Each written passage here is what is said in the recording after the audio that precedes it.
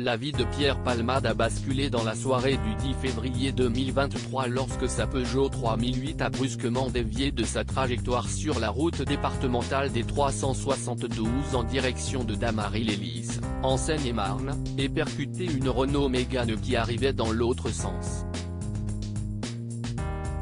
Sous l'emprise de drogue au moment des faits, l'humoriste de 54 ans provoquait un accident de voiture mortel.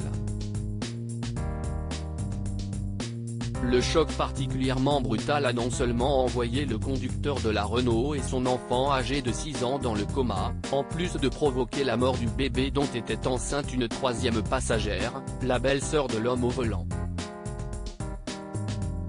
Héliporté au Kremlin-Bicêtre, Pierre Palmade a finalement été assigné à résidence dans un hôpital de Villejuif avec un bracelet électronique avant d'être victime d'un AVC à quelques heures du verdict sur son placement en détention provisoire.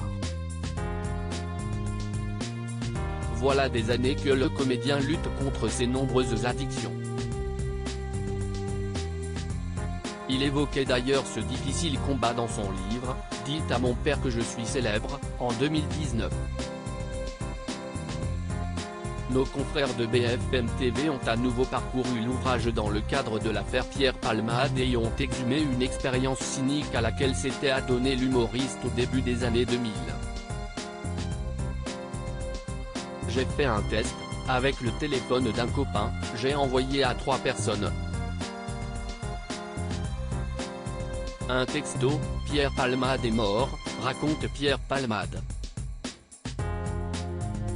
Les réactions m'ont choqué, sans pour autant me surprendre, tout le monde trouvait mon décès normal.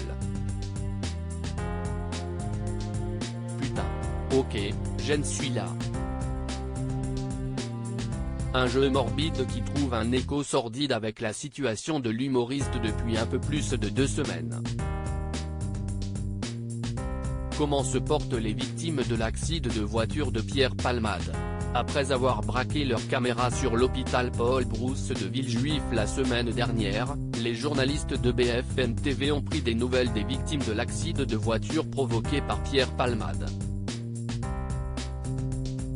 Ils vont tous très mal, a confié Mourad Batik, l'avocat de la famille à bord de la Renault Mégane.